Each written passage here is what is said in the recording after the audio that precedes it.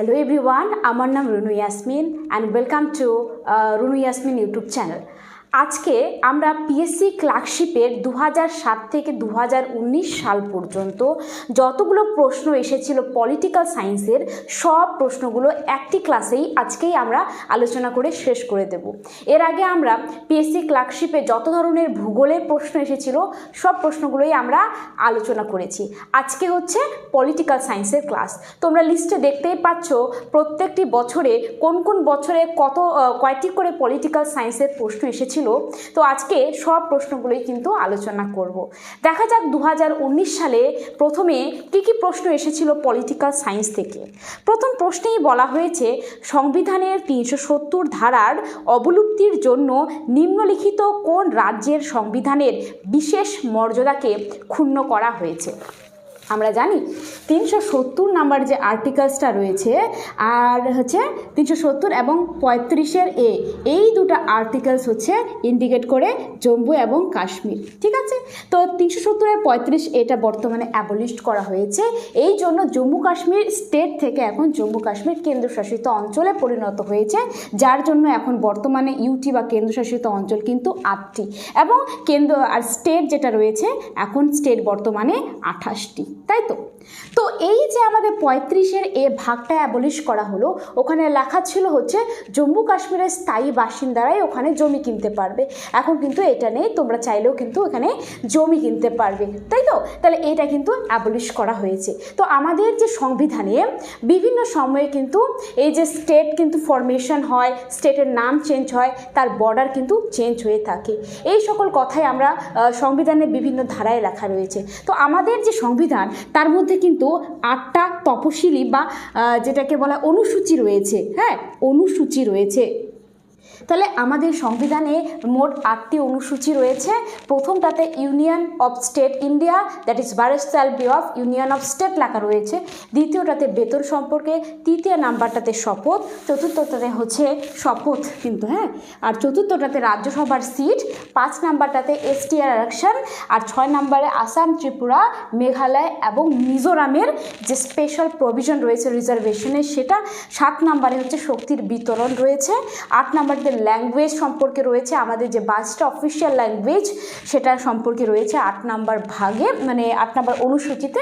9 number অনুসূচি ভূমি সুধার সম্পর্কিত, 10 নাম্বারটা দলবদল সম্পর্কিত, 11 নাম্বার পঞ্চায়েতি রাজ সিস্টেম সম্পর্কে রয়েছে এই অনুসূচিতে, 12 নাম্বারটা হচ্ছে মিউনিসিপ্যালিটিস এরিয়া সম্পর্কে। ঠিক আছে, আমরা যে অনুসূচি রয়েছে ভারতে এবারে সংবিধানে কয়টা সেটা আমরা দেখে নিলাম। ঠিক তেমনি আমরা দেখে নেব ভারতের সংবিধানে বিভিন্ন সময় বিভিন্ন ধরনের সংবিধান সংশোধন করা হয়েছে, আর এটা কিন্তু প্রচণ্ড গুরুত্বপূর্ণ। এই লিস্টটা থেকে কিছু না কিছু প্রশ্ন তোমাদের কিন্তু 100% আসবে।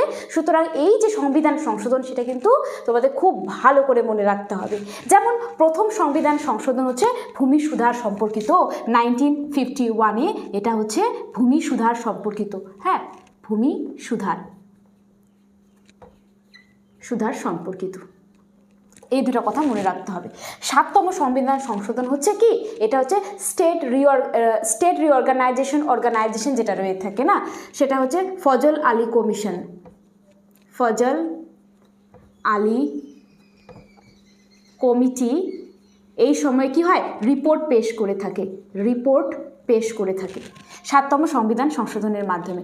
8তম সংবিধান সংশোধন যেটা হয় সেটা হচ্ছে লোকসভা আর রাজ্যসভার মধ্যে এসটি এবং এসসি, হ্যাঁ এসসি আর এসটিদের 10% রিজার্ভেশনের কথা বলা হয়, রিজার্ভেশন বা সংরক্ষণের কথা বলা হয়ে থাকে এই 8তম সংবিধান সংশোধনের মাধ্যমে।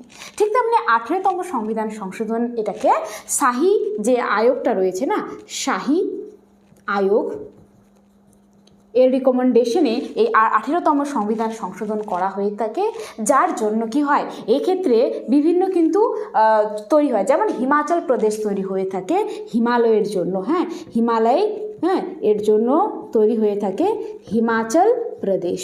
তারপরে এই 18তম সংবিধান সংশোধনের জন্যই চণ্ডীগড়কে কেন্দ্রশাসিত ইউটি করা হয়, ইউনিয়ন টেরিটরিজ করা হয়ে থাকে। ঠিক তেমনি হিন্দি ভাষাদের জন্য, হিন্দি ভাষাভাষী যে মানুষ রয়েছেন সেটার জন্য হচ্ছে কি হরিয়ানা হরিয়ানা যে রাজ্যটি সেটা গঠন করা হয়। তবে এইগুলো কি হয় 18তম সংবিধান সংশোধনে, আমি কি বললাম সেটা শাহী আয়োগের কিন্তু রিকমেন্ডেশনে এই 18তম সংবিধান সংশোধন করা হয়।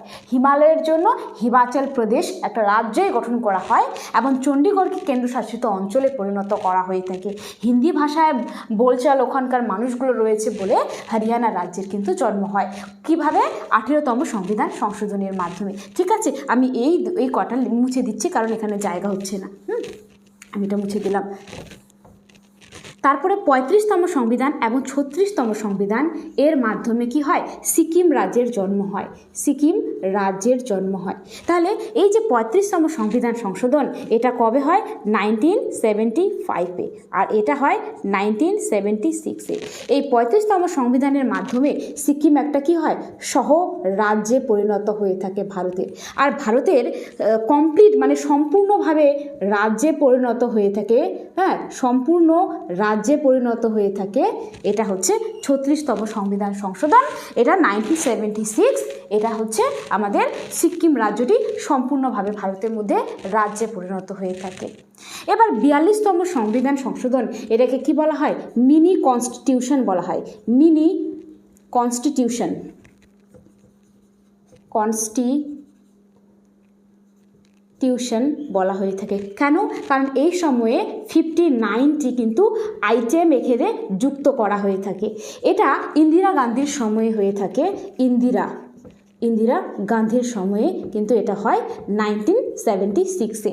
এই সময়ে সবার মানে একমাত্রবার প্রস্তাবনায় আমাদের 3টি কথা যুক্ত হয়েছিল, সেটা হচ্ছে 42তম সংবিধান সংশোধন। এমন একটা সংবিধান সংশোধন যে সময়ে প্রস্তাবনার মধ্যেও কিন্তু 3টে শব্দ অ্যাড করা হয়েছিল। তো সেটা হচ্ছে 3টা কথা আমি লিখছি এখানে: সমাজবাদী, পন্থ নিরপেক্ষ আর একতা বা অখণ্ডতা। হ্যাঁ, তাহলে কি বললাম? সমাজবাদী, পন্থ নিরপেক্ষ আর হচ্ছে একতা বা অখণ্ডতা। এই 3টি কথা কিন্তু প্রস্তাবনার মধ্যে অ্যাড করা হয়।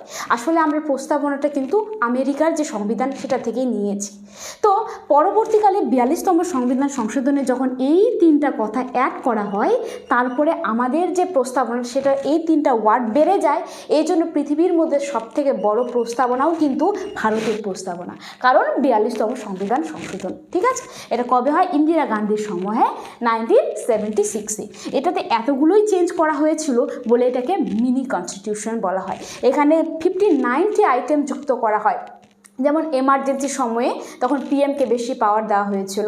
তারপরে আরও হচ্ছে যে ভেটো পাওয়ার, সাসপেন্ড ভিটোটা ওটা অ্যাবলিশ করে দেওয়া হয়েছিল।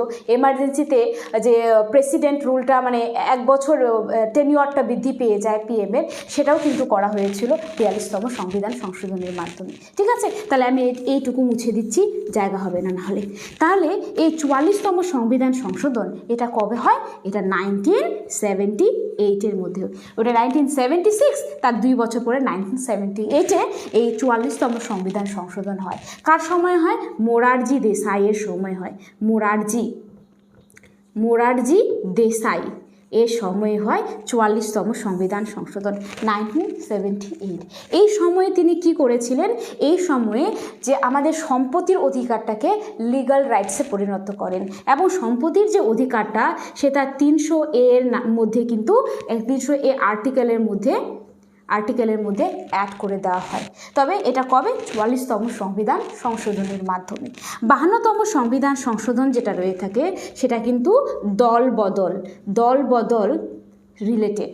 এটা দলবদল রিলেটেড হয়ে থাকে এবং এটা হচ্ছে 10তম যে কি বলে ওটাকে অনুসূচির মধ্যে, এটা আমরা পড়লাম একটু আগেই, 52তম কনস্টিটিউশন অ্যামেন্ডমেন্ট।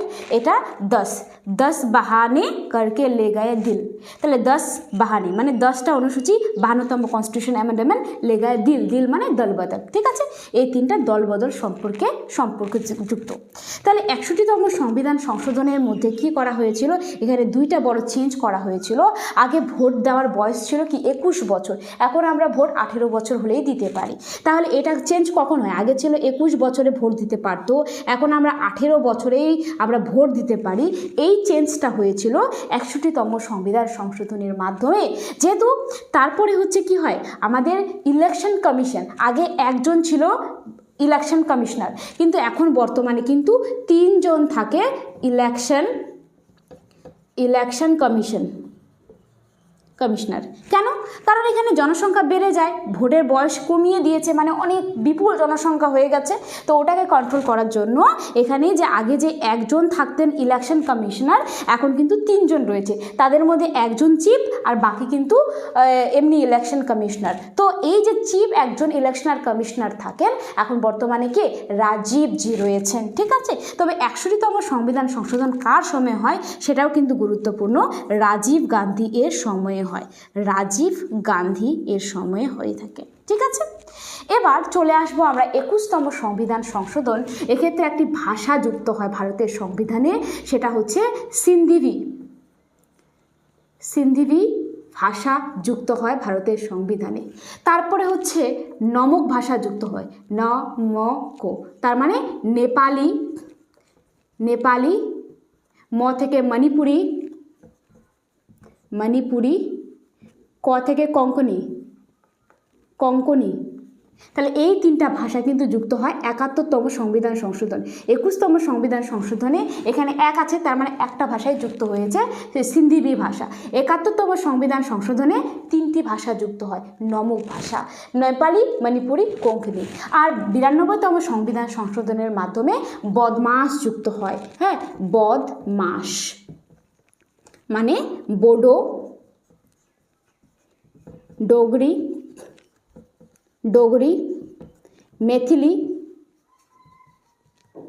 মেথিলি, স থেকে সাঁওতালি। এই সাঁওতালি ভাষাটা ঝাড়খণ্ডের, মিথিলি ভাষাটা বিহারের, ডোগরি ভাষা জম্মু আর কাশ্মীরের, বোডো ভাষা আসামের। ঠিক আছে, তাহলে দেখো 21তম সংবিধান সংশোধনের সিন্ধিবি ভাষা, 71তম সংবিধান সংশোধনের নমক, নেপালি, মণিপুরি আর কঙ্কনি ভাষা যুক্ত হয়। আর 21 আর 71কে যদি যোগ করি, এই যে 21 আর 71কে যুক্ত করলে হয় 92, তো এই 92তম সংবিধান সংশোধনের মাধ্যমে বদমাস যুক্ত হয়, মানে ব ফর বোডো, ড ফর ডোগরি, ম for মেথিলি, saw for Santhal.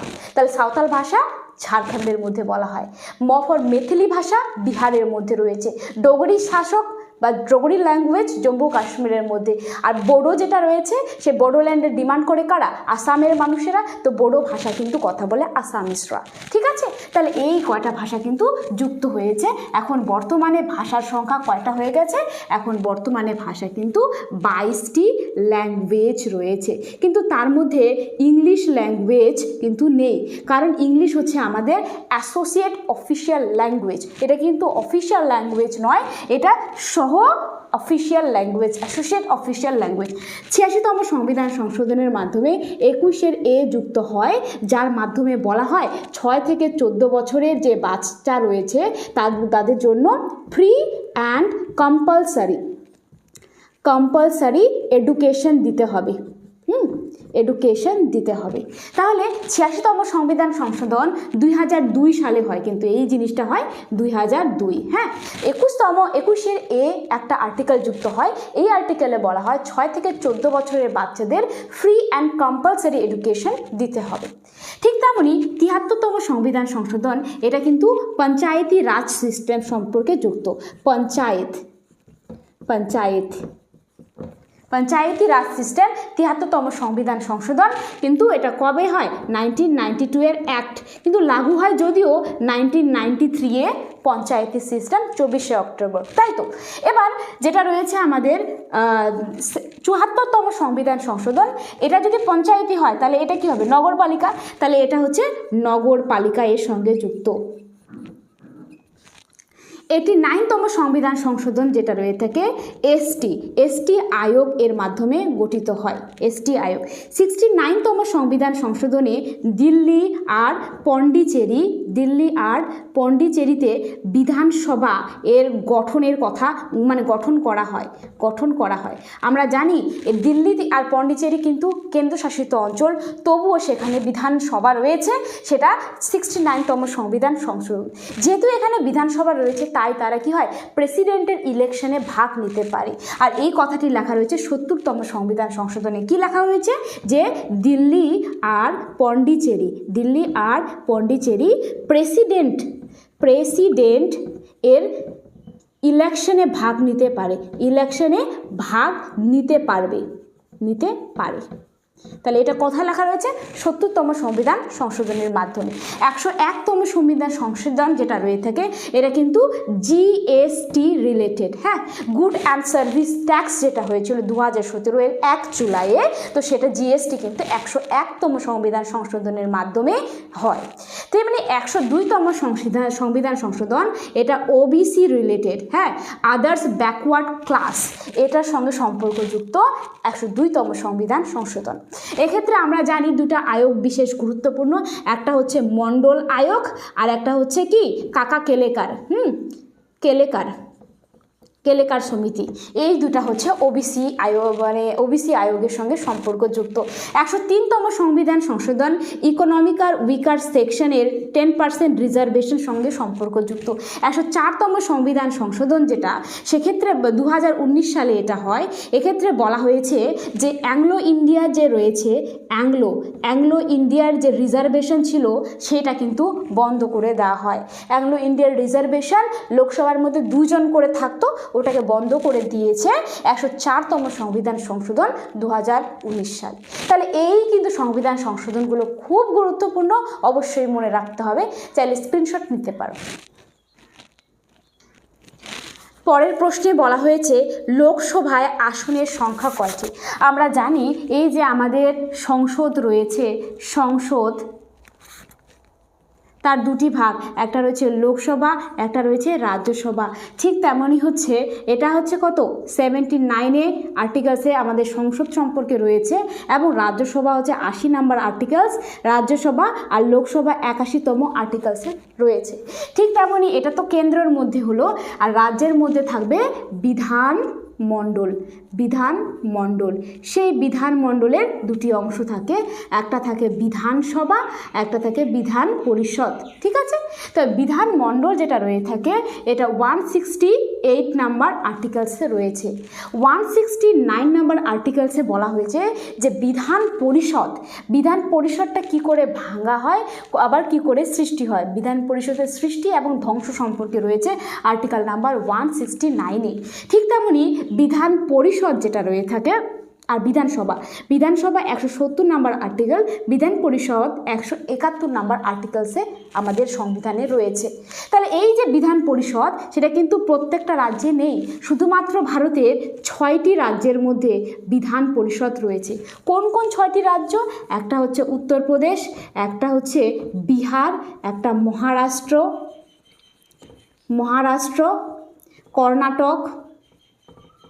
Karnataka, Andhra Pradesh আর তেলেঙ্গানা। এই 6টি রাজ্যের মধ্যেই কিন্তু শুধুমাত্র বিধান পরিষদ রয়েছে, বাকি রাজ্যের নেই। পশ্চিমবঙ্গে বিধান পরিষদ ছিল এক সময়ে, এখন কিন্তু নেই। ঠিক আছে, আবার এই যে সংসদ বললাম লোকসভা রাজ্যসভা, তো লোকসভার মধ্যে কতজন সদস্য থাকে সেটা হচ্ছে 545 জন, রাজ্যসভার মধ্যে 245 জন। কিন্তু যদি বলে ম্যাক্সিমাম কতজন থাকতে পারে, তাহলে এক্ষেত্রেও 5 জন অ্যাড হবে, অর্থাৎ 550 জন, আর এক্ষেত্রেও 5 জন অ্যাড হয়ে 250 জন কিন্তু হয়ে যাবে। যেহেতু অ্যাংলো ইন্ডিয়াকে বাদ দিয়ে দেওয়া হয়েছে 104তম সংবিধান সংশোধন 2019 সালে, সেজন্য 550, না হলে কিন্তু 552 হয়ে যেত। ঠিক আছে, তাহলে এই কিন্তু ক্যালকুলেশনটা মনে রাখতে হবে। পরের প্রশ্নে বলা হয়েছে ভারতের সংবিধান প্রণয়ন, কার্যকর এবং গ্রহণ কর্তৃত্বের উৎস হলেন কি? আমরা জানি যে উই পিপল অফ ইন্ডিয়া ভারতের যে জনগণ তারাই হচ্ছে কি সর্বোচ্চ শক্তির অধিকারী, ওই জন্য ভারত একটা ডেমোক্রেসি।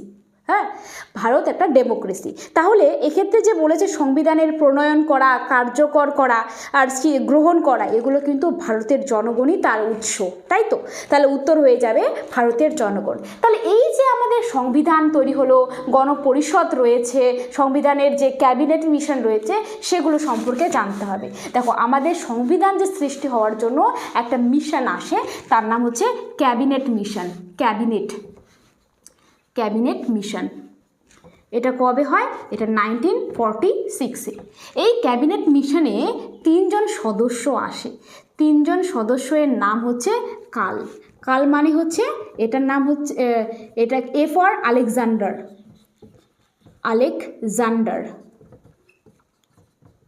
এল ফর প্যান্থিক লরেন্সই লিখছি আমি, লরেন্স।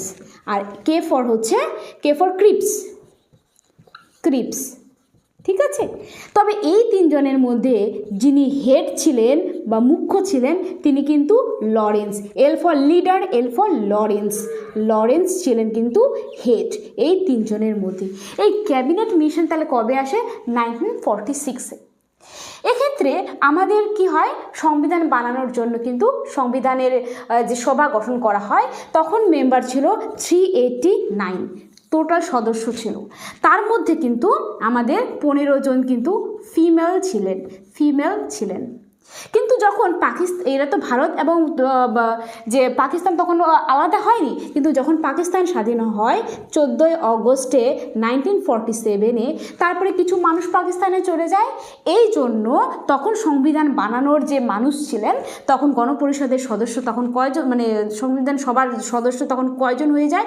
299 জন, ঠিক আছে? তো এই যে আমাদের সংবিধান রয়েছে, সংবিধান তো একদিনে তৈরি হয়নি, বিভিন্ন সময় বিভিন্ন মিটিংয়ের মাধ্যমে কিন্তু এক্ষেত্রে বিভিন্ন সমিতির মাধ্যমে এগুলো করা হয়। তো প্রথম যদি বলা হয় আমাদের যে সংবিধান বানানোর প্রথম যে মিটিংটা রয়েছে, প্রথম মিটিং সেটা কখন হয়? 9 তারিখের ডিসেম্বর মাসে 1946। এই দিন প্রথম সংবিধান সভার মিটিং হয়। এক্ষেত্রে সেদিন কি করা হয়ে থাকে? সচিদানন্দ সিনহা ইনাকে কি করা হয়? অস্থায়ী সদস্য হিসাবে গণ্য করা হয়। তিনি কিন্তু স্থায়ী সদস্য নন, অস্থায়ী সদস্য করা হয় শুধুমাত্র 2 দিনের জন্য। তাহলে তিনি কিন্তু প্রথম কিন্তু আমাদের সদস্য ছিলেন, তিনি সচিদানন্দ সিনহা অধ্যক্ষ, হ্যাঁ, অস্থায়ী অধ্যক্ষ বা হেড। তারপরে দ্বিতীয় নাম্বার যে মিটিংটা হয়, সেটা তার 2 দিন পরে হয়, 11 ডিসেম্বর 1946-এ। এক্ষেত্রে রাজেন্দ্র প্রসাদকে স্থায়ী মেম্বার হিসাবে যুক্ত করে দেওয়া হয়ে থাকে। তাছাড়া ভাইস প্রেসিডেন্ট হিসাবে 2 জনকে যুক্ত করা হয়। ভাইস প্রেসিডেন্ট, একটার নাম হচ্ছে কি? টিবি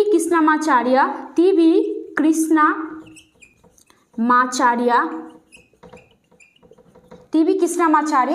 আরেকজন যিনি ছিলেন, তিনি নাম হচ্ছে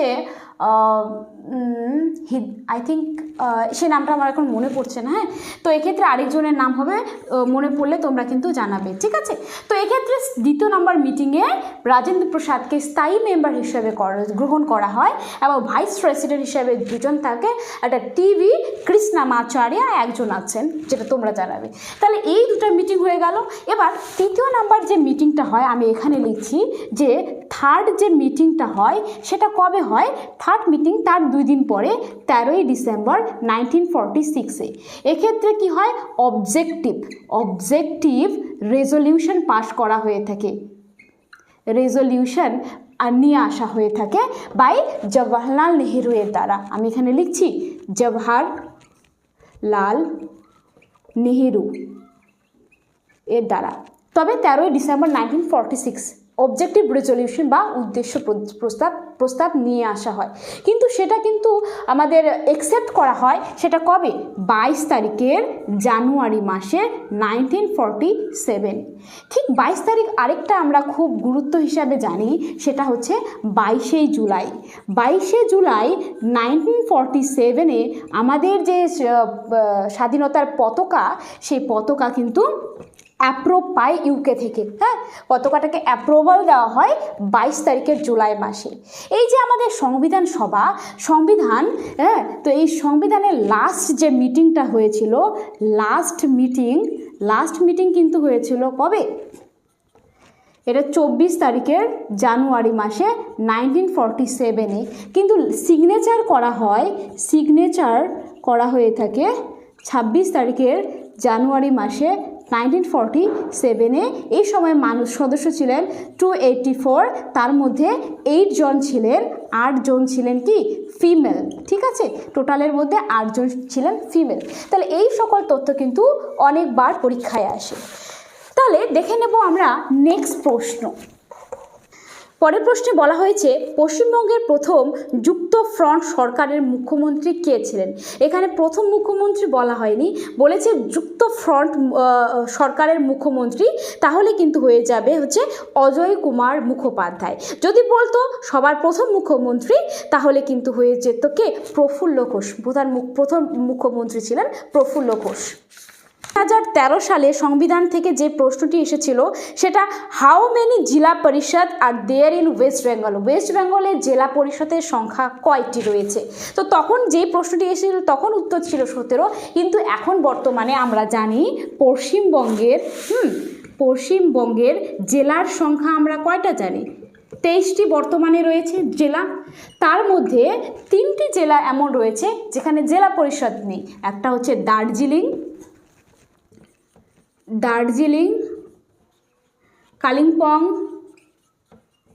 কালিম্পং আর কলকাতা।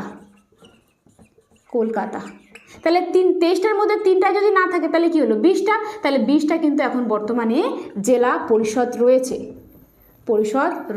ঠিক আছে, উত্তর হয়ে যাবে এখন কয়টা? 20টি রয়েছে। এবার পরে দেখি আরও প্রশ্ন আছে কি না। শেষ আছে, লাস্ট একটাই প্রশ্ন রয়েছে। সেই প্রশ্নটা এসেছিল 2009 সালে। সেটা হচ্ছে রাজ্যসভার সভাপতিত্ব কে করে? তাহলে চলে আসলো আবার সেই লোকসভা আর রাজ্যসভা। এই আমাদের সংসদ যেটা আমাদের 79তম আর্টিকেলসের মধ্যে রয়েছে। তার মধ্যে দুটা ভাগ, একটা রয়েছে লোকসভা, একটা রয়েছে রাজ্যসভা। আর লোকসভা আর রাজ্যসভা এটা হচ্ছে 80 নম্বর আর্টিকেল, এটা হচ্ছে 81তম আর্টিকেলসের মধ্যে আসে। এবার লোকসভার যে হেড থাকেন তিনি কিন্তু স্পিকার কিন্তু থাকেন হেড। রাজ্যসভার যে হেড থাকেন বা চেয়ারপারসন থাকেন, তিনি কিন্তু উপরাষ্ট্রপতি হন বা ভাইস প্রেসিডেন্ট হয়ে থাকেন। প্রেসিডেন্ট কোনো কারণে যদি অনুপস্থিত থাকেন বা মারা যায়, পদ খালি থাকে, তাহলে কিন্তু এই যে রাজ্যসভার চেয়ারপারসনটাই পরবর্তীকালে কী হবে? প্রেসিডেন্ট হয়, তাই তো। ভাইস প্রেসিডেন্ট কিন্তু তিনি হিসাবে কাজ করেন। অর্থাৎ রাজ্যসভায় কিন্তু তিনি দুটা পদের একই সাথে দুটা পদের তিনি থাকেন, যদিও বেতন কিন্তু চেয়ারপারসন হিসাবেই তিনি পেয়ে থাকেন। ঠিক আছে, এবার আমরা দেখব এই যে আমাদের লোকসভা এবং রাজ্যসভা তার কিছু গুরুত্বপূর্ণ ইনফরমেশন। যেমন আমরা জানি আমরা ভোটিং যে এজ রয়েছে আমাদের কত?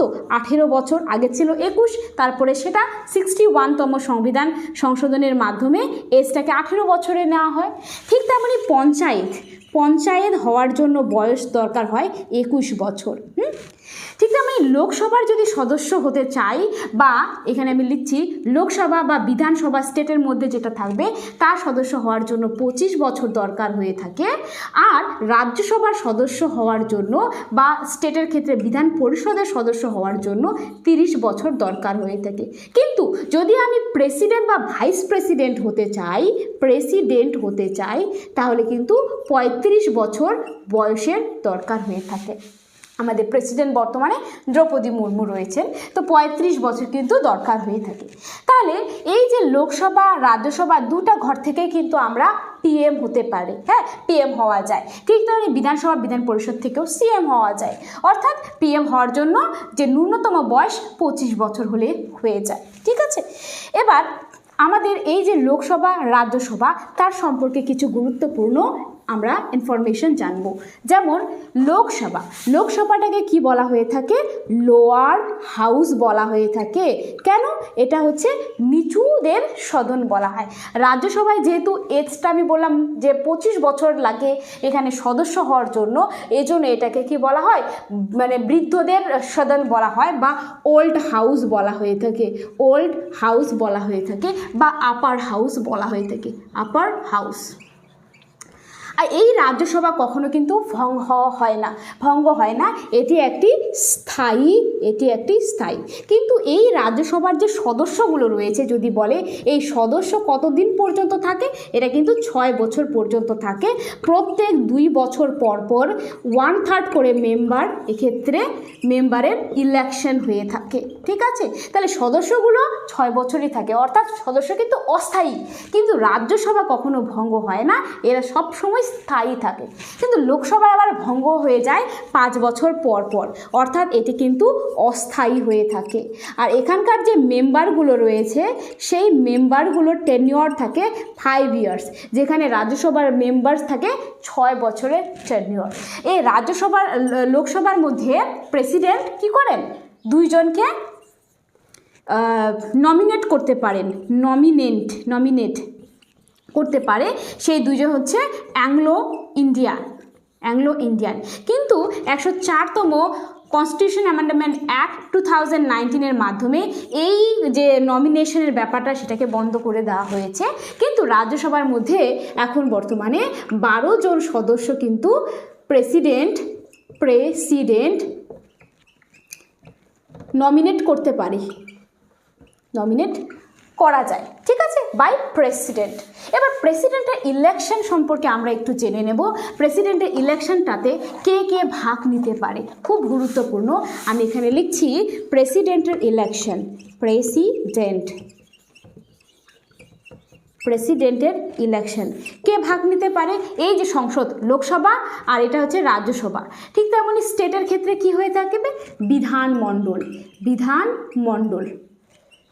তার 2টি ভাগ, একটা থাকবে হচ্ছে আমাদের বিধানসভা, বিধান পরিষদ, তাই তো এই যে আমাদের প্রেসিডেন্টের যখন ইলেকশন হবে তো লোকসভার সবাই এক্ষেত্রে ভোট দিতে পারবে, রাজ্যসভার মানুষেরা ভোট দিতে পারবে আর বিধানসভার মানুষেরা ভোট দিতে পারবে। কিন্তু বিধান পরিষদের মানুষেরা ভোট দিতে পারবে না। কেন? কারণ প্রত্যেকটা রাজ্যের মধ্যে বিধান পরিষদ নেই, শুধুমাত্র ভারতে 6টি রাজ্যে রয়েছে। তো 6টি রাজ্যে আছে, বাকিগুলোতে নেই, তাহলে কেমন হয়? এই জন্য বিধান পরিষদের মানুষেরা কিন্তু প্রেসিডেন্টের যে ইলেকশন রয়েছে তার মধ্যে পার্টিসিপেট করতে পারে না। তাছাড়াও কি রয়েছে, এই যে লোকসভার মধ্যে আমরা আগে 2 জন অ্যাংলো ইন্ডিয়া অ্যাপয়েন্ট করতাম, আর এখানে 12 জন যে সদস্য অ্যাপয়েন্ট হয় বাই প্রেসিডেন্ট, তো প্রেসিডেন্ট যেহেতু ওটাকে নিয়োগ করে 12 জন আর এখানকার 2 জন অর্থাৎ 14 জনকে, তাই এই 14 জন কখনোই কিন্তু ভোট দিতে পারবে না। তাহলে এখানে আমি লিখে রাখছি যে এরা তো পারবে, বাট আমাদের যে নমিনেটেড যে মেম্বারগুলো থাকে 14 জন, যেটা আমরা জানি সেই 14 জন কিন্তু এক্ষেত্রে ভাগ নিতে পারবে না। ঠিক আছে, তাহলে এই হলো আমাদের প্রেসিডেন্ট সম্পর্কে।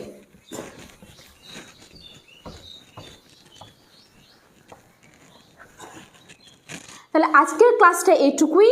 আজকের ক্লাসে আমরা জেনে নিলাম যে সংবিধান থেকে বা আমাদের যে পলিটিক্যাল সায়েন্স থেকে পিএসসি ক্লার্কশিপ পরীক্ষায় কতগুলি প্রশ্ন কোন বছরে এবং কি ধরনের প্রশ্ন এসেছিল তার সাথে যুক্ত আরও গুরুত্বপূর্ণ ইনফরমেশন।